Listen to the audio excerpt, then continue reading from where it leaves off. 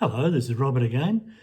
Today I'm sharing with you a story from Matthew's Gospel, chapter 25, verses 1 to 13. I'd like you to read it for yourself.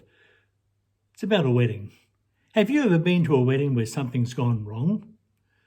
Oh, it happens. I remember a pastor telling me about a wedding that he was planned to conduct at 6 p.m. on a Saturday. And in fact, the time had been changed to 3 p.m., except no one told the pastor. Now, the wedding party arrived at the church, but he was still working at home, out in the garden, in his old clothes. Oh yes, things go wrong. Well, we have here a story about a wedding where it seems too that things had gone wrong. The groom shows up so late that the bridal party actually fell asleep on the side of the road while they were waiting. When the groom finally arrived around midnight, half of the bridesmaids find out that they haven't got enough oil for their lanterns, and so they end up being barred from the reception. In the end, the rejected bridesmaids are left standing outside, asking to come in, but their cries just fall on deaf ears. It's a tough ending to what should have been a wonderful celebration. Other than that, it was a pretty normal wedding. Now, this passage from Matthew 25 is a parable that Jesus told to illustrate a truth about his second coming. Look at those words in verse 10, and the door was shut. Now, there's a dreadful finality about these words. It means that the door was shut and locked, and that was it. Those on the inside were safely inside. Those on the outside could never get in, no matter how hard they tried. There is a door that leads to heaven. It is, if you like, the door of God's grace, which is held open by the death of Jesus upon the cross. For some 2,000 years, that door has been open to the whole world and is still open even today. Anyone, anywhere, anytime can go in through that door and find new life, salvation, forgiveness, freedom, and eternal life. At the moment, that is today, the door is open, but this scripture tells us that the door will not stay open forever. When we die, the door is shut for all times. You either go through the door while you're alive, or you don't go through at all. Now, Jesus uses this parable about the 10 bridesmaids to remind us that the door will be shut once and for all when he returns to earth. A wedding reception back in those days took place normally after the formal ceremony, usually at night. It was quite an elaborate affair that cost lots of money, and because it was such a big social function, everyone wanted to be there. Now, when it was time for the reception to begin, the wedding party would walk to the groom's place, and the road would be lit up by the lanterns held up by the wedding party. Now, the bridesmaids who took part in the ceremony will welcome the bridegroom as he prepared to come to the celebration. Of course, if you were in the wedding party, it was expected that you would be standing alongside of the road to welcome and indeed join in with that wedding party. So that's the background to the story. The formal ceremony had taken place. The 10 bridesmaids, often referred to as the 10 virgins, are standing by the side of the road waiting for the bridegrooms. Their lamps are alight as they anxiously wait for his coming. They're expecting him at any moment, but because he is somehow delayed, they all fall asleep. But around midnight, someone shouts out, "Hey, look, here he comes!" They quickly wait and try and relight their lanterns, which have gone out while they've been asleep. Now, 5 of them had brought some spare oil, and so they could simply just fill up their lanterns and relight them. The others never thought about that. So when one in the group that never thought about taking some oil asked to borrow some oil from the others, they were quietly told to go and get their own. Now, while they were away trying to get some oil, the bridegroom turned up, and those 5 bridesmaids whose lamps were lit went in with him to the reception. Then the door was shut, and then the others returned. Now, here's the tough part of the story. When they came back, they knocked on the door and they cried out, "Lord, Lord, open the door for us." But he replied, "Believe me, I don't know you." Now, Jesus makes a simple reference to his second coming in verse 13. So you too must keep watch, for you do not know the day or the hour of my return. That's the story. It's a story about a wedding where something went wrong. And of course, the focus is upon the 10 bridesmaids. 5 were wise, 5 were foolish. 5 had oil, 5 didn't. 5 were ready, 5 weren't. 5 went into the wedding, 5 were refused entry. All of this is meant to show us that some people will be ready and others won't be ready when Jesus returns to the earth. They'd all been invited to the celebration, and indeed they'd all planned to be there.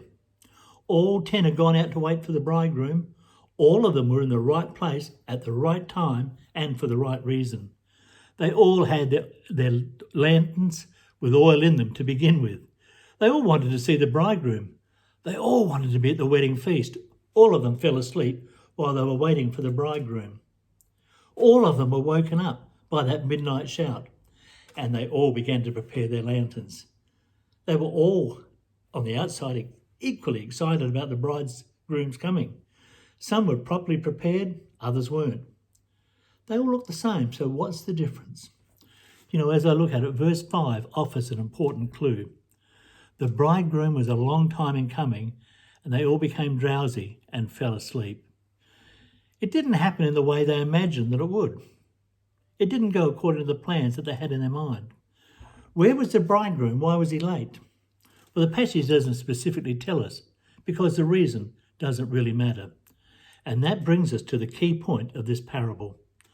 5 of the bridesmaids were prepared, and just in case he was late, they brought with them some extra oil. The others seemingly never thought about the possibility of his delay. Now, before we feel sorry for the 5 who had no extra oil, it's not the lack of information that's the problem.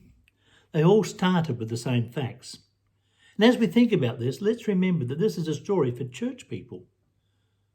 One clear point in this parable is when the foolish bridesmaids asked if they could borrow some oil. The refusal may seem selfish and unkind, unless you understand the situation. To lend oil would mean that no one would have enough. And in fact, the greater point is clear. No one can borrow another person's faith. You can't get into heaven by living with or near a saved person. It doesn't work that way. Each one of us will one day stand before the Lord and he will say, "Why should I let you into heaven?" What will your answer be? "Oh, my mother was a Sunday school teacher. My dad, well, he was an elder." Well, that's all very good, but what about you? At this moment, the door of salvation is wide open for everyone. You can't borrow salvation from anyone else. When you die or when Jesus returns, the door of opportunity will close. Now, many have been challenged over the past few weeks as we've watched this coronavirus pandemic spread across the world. Many are asking, does this have anything to do with the end times? Well, yes, I believe it does. So when is the end? Well, that we don't know. The question is this, and I think that this is implied, it may not just be yet. But this is how much we do know. The groom is coming, and soon. There are clear signs all around us. The real question to each of us is this: do you have enough oil in your lamp? Are you prepared? Are you faithful in the waiting? And as I read the final part of the story, I see that the 5 foolish bridesmaids thought that they would still get in. They thought that surely a simple error in their judgment wouldn't make a lot of difference. They thought that the groom was their friend and that he would just, let them in anyway. So the message is quite clear. Don't say, someday I'll think about it, getting closer to Jesus, about having him Lord of all of my life.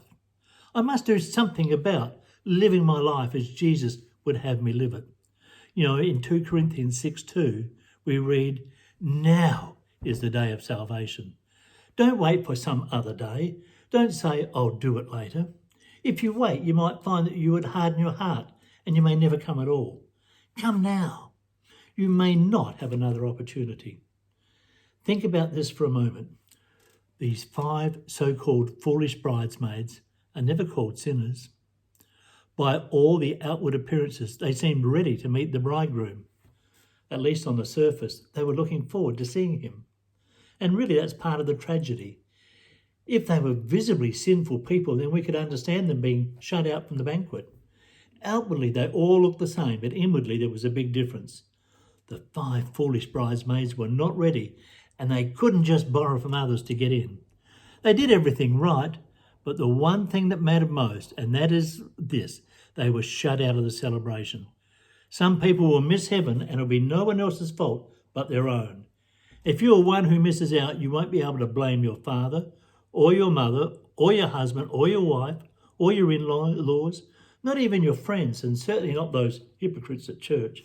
If you miss heaven and wonder why, you will need to look to yourself to see the answer. Some people will find out the value of knowing Jesus as Lord and Saviour when it's too late. They will suddenly realise how silly they've been, but the door will already be shut. You see, that today the door of salvation is wide open. Someday it will be shut forever. Make sure that you're on the right side of the door when that day comes. Today is the day to make peace with Jesus, to seek forgiveness and to draw closer to him.